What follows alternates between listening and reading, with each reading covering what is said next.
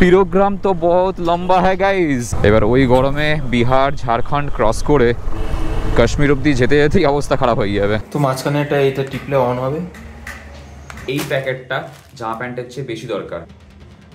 ঘড়িতে এখন বাজে 9:38। Good morning from Rajarhat new town. Luggage গোছাতে হবে, আরও অনেক কাজ রয়েছে, সে সমস্তগুলোকে করবো। তো ভাবলাম যে একটা ব্লগ বানিয়ে ফেলি, প্রিপারেশন ব্লগ।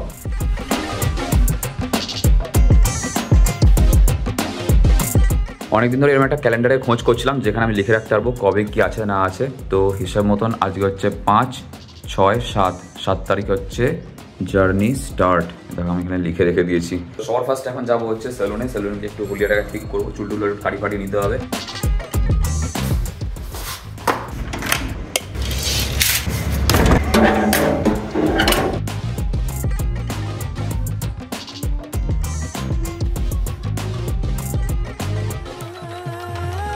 তো সেলুন থেকে এসে স্নান টান করে খাওয়া দাওয়া সেরে এখন বাজে হচ্ছে 2টো বাজতে 15 মিনিট বাকি।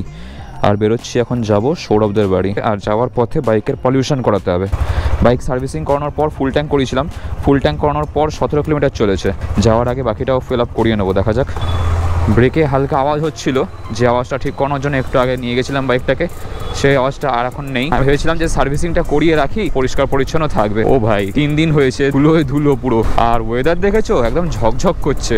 লাস্ট 1 সপ্তাহ ধরে সকালবেলা করে কুয়াশা থাকে, আর তারপর যখন রোদ ওঠে তখন এই রকম রোদ। এখনই যদি এরকম ঝকঝকে চকচকে রোদ উঠে থাকে তাহলে জুন জুলাই মাসে কি হবে। এবছর মে জুন মাসে যে কিরকম গরম পড়বে সেটা এই রোদ দেখলেই বোঝা যাচ্ছে। এবার ওই গরমে বিহার ঝাড়খণ্ড ক্রস করে কাশ্মীর অব্দি যেতে যেতেই অবস্থা খারাপ হয়ে যাবে।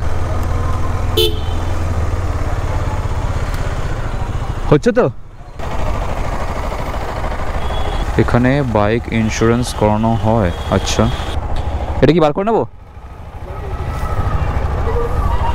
চলো হো গিয়া। আমার 95 টাকা লাগলো এখান থেকে পলিউশন করানোর জন্য। আর এই হচ্ছে পলিউশনের কাগজ।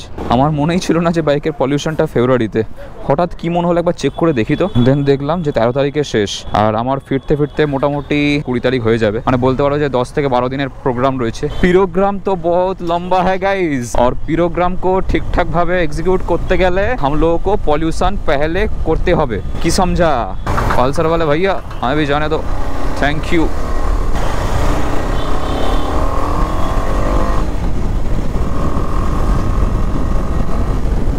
যে কোনো জায়গায় যেতে গেলে বাইক যেমন ফিট দরকার, তার সঙ্গে সঙ্গে তোমাদের বডিকেও কিন্তু ফিট থাকতে হবে, মানে রাখতে হবে আর কি। নাহলে কখন কোথায় তোমার শরীরে ব্রেকডাউন হয়ে যায় বলা যায় না। আর বিশেষ করে যখন তোমরা সিকিম, নাথুলা, লাদাখ, স্পিতি এই টাইপের জায়গায় ঘুরতে যাবে তখন তো বডির ফিটনেস অবশ্যই দরকার, অবশ্যই। কি বুঝলে?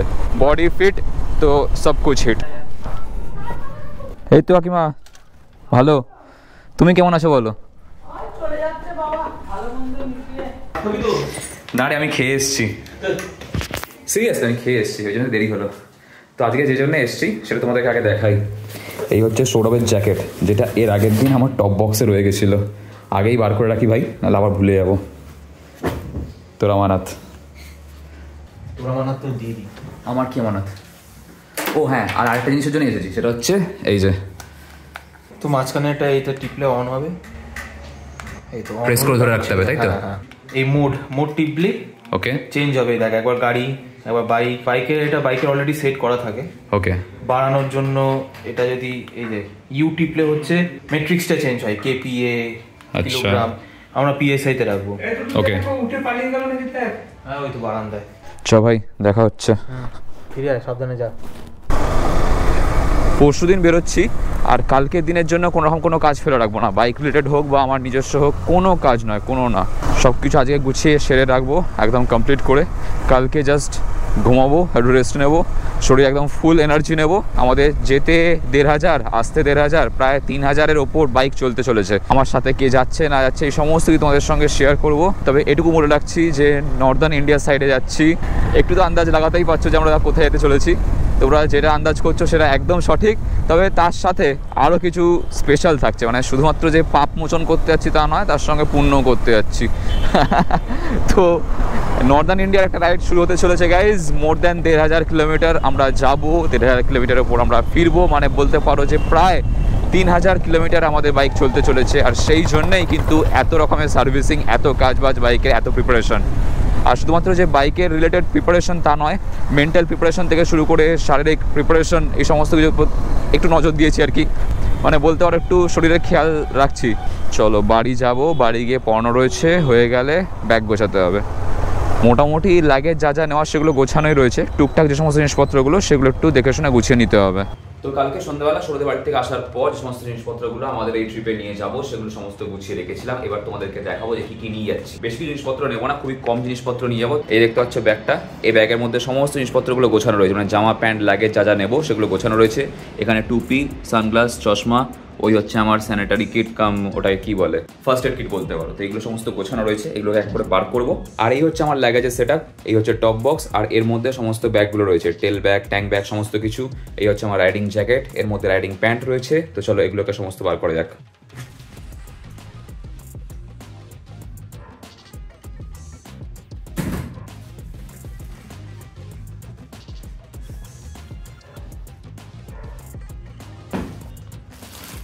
এই হচ্ছে টেল ব্যাগের রেন কভার আর স্ট্র্যাপ, এর মধ্যে রয়েছে ট্যাঙ্ক ব্যাগ, এই আরেকটা ট্যাঙ্ক ব্যাগ, আর এর মধ্যে রয়েছে টেল ব্যাগ। আসাম থেকে আসার পর সব এরকমভাবে মুড়ে মারে রেখেছিলাম, তো আর পরিষ্কার করার নতুন করে কোনো ব্যাপার নেই, একদম চকচকে রয়েছে। আর এই হচ্ছে রাইডিং প্যান্ট, আর ওখানে জ্যাকেটের থার্মালটা রয়েছে। তো এই একটা ব্যাগের মধ্যে সমস্ত ব্যাগগুলোকে রেখে দিলে কি হয়, বারবার কোথাও ঘুরতে যাওয়ার আগে সবকিছু খুঁজতে হয় না, যে কোথায় গেল ওই ব্যাগটা, কোথায় গেল এই ব্যাগটা, কোথায় গেল। তাও কিছু জিনিস চোখের আড়ালে হারিয়ে যায় মাঝে মধ্যে, সেগুলো একটু খুলে নিতে হয়।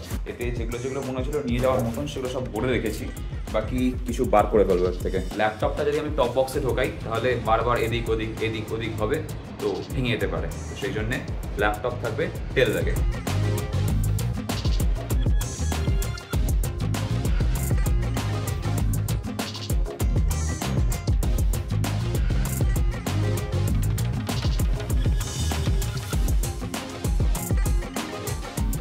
খালি জুতোটা নেওয়া বাকি রয়েছে, হয় চপ্পল আর কি, সেটা এইখানটায় ঢুকে যাবে। আর এছাড়া এগুলো নিয়েছিলাম নিয়ে যাবো বলে, কিন্তু নিলাম না, কারণ বেকার নিয়ে লাভ নেই। তার বদলে আমি এই শার্টটা নিয়েছি, বাদ বাকি এগুলো পরে যাবো। আর এই বাঞ্জি কটটা নিতে হবে, তার সঙ্গে এই হেডফোনটা ফ্রি, এটা দিয়ে এডিট করতে কাজে লাগবে। এটা দিয়ে রেন কভার লাগাবো ব্যাগের উপর, যাতে ব্যাগটা পরিষ্কার থাকে, কারণ বিহারে প্রচুর ধুলো গাইজ।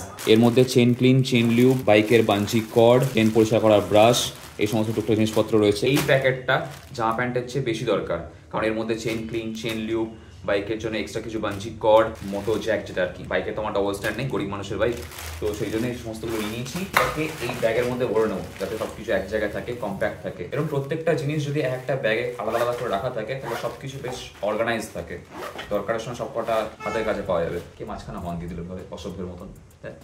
তোমরা হয়তো ভিডিওটা দেখছো যতক্ষণ আমি বেরিয়ে আমার যে ডেস্টিনেশন সেখানে হয়তো অলরেডি পৌঁছে গেছি। তোমাদেরকে হয়তো ভিডিওতে দেখানোর জন্য এত কিছু সব এক জায়গায় জড়ো করে সেগুলোকে ব্যাগে ভরছি করছি, বাট এই গোছানোর প্রসিডিওরটা শেষ হয় যতক্ষণ না বাইক স্টার্ট দিচ্ছি তার আগে পর্যন্ত, মানে বুঝে নাও বাকিটা। আর একটা জিনিস, এই যে দেখতে পাচ্ছ ট্যাঙ্ক ব্যাগটা, এই ট্যাঙ্ক ব্যাগটা এখন কি ভরবো সেটা ভাবছি। এতদিন ভাবতাম যে কোথায় ভরবো, এখন ভাবছি কি ভরবো। যুগ পাল্টে গেছে ভাই। চিন্তা ভাবনা এমনই রয়েছে যে কালকে সকাল এখান থেকে 5টার সময় বেরোবো, কারণ 4টে সাড়ে 4টের দিক করে বেরোনো মানে প্রায় 1.5 থেকে 2 ঘন্টা কুয়াশার মধ্যে কাটাতে হবে। তো কুয়াশার মধ্যে 20-30-এ বাইক চালানো হচ্ছে, একটু লেটে বেরিয়ে 70-80-তে ভাগাও, দ্যাট উড বি গ্রেট। আর আমার সঙ্গে কে যাচ্ছে, আমরা কোথায় যাচ্ছি, সমস্ত কিছু জানতে গেলে তোমাদেরকে আসতে হবে নেক্সট ব্লগেতে। তো ভিডিওটা আজকে এই অবধি শেষ করে দিচ্ছি, ছোট্ট ব্লগ রাখছি, কারণ বুঝতেই পারছো কালকে সকালে বেরোবো। আর কালকে আমাদের জার্নি হতে চলেছে প্রায় 500 থেকে 600 কিলোমিটার পর্যন্ত। একটা লম্বা জার্নি, সারাদিনের স্ট্রেস থাকবে তার মধ্যে, তার সাথে সাথে ব্লগিং থাকবে, মজা থাকবে, এই সমস্ত কিছুকে এনজয় করতে গেলে তোমাদেরকে আসতে হবে নেক্সট ব্লগেতে। তো আজকের ব্লগটা আমি এখানে শেষ করে দিচ্ছি। ভিডিওটা ভালো লাগে থাকলে অবশ্যই লাইক করে দিও, চ্যানেলটাকে সাবস্ক্রাইব করে দিও, পাশে বেল আইকনটা মনে করে বাজিয়ে দাও, কারণ আমাদের নেক্সট ব্লগগুলো কিন্তু বেশ ইন্টারেস্টিং হতে চলেছে। তোমরা যদি এতটুকু আন্দাজ করে থাকো যে আমরা কোন দিকে যাচ্ছি, তাহলে সেটা কমেন্টে অবশ্যই জানাও। আর একটা কথা ছোট্ট করে অ্যাড করবো, শুধুমাত্র পাপ ধুতে যাচ্ছি না, কিছু পুণ্য করতে যাচ্ছি। তো আমাদের ডেস্টিনেশনটা একটু বেশি দূরে, কোথায় যাচ্ছি না যাচ্ছি সমস্ত কিছু তোমাদের সঙ্গে শেয়ার করবো নেক্সট ব্লগেতে। আজকের মতো এই অবধি দেখা হচ্ছে খুব শিগগিরই। Till then stay safe, take care, চলো বাই।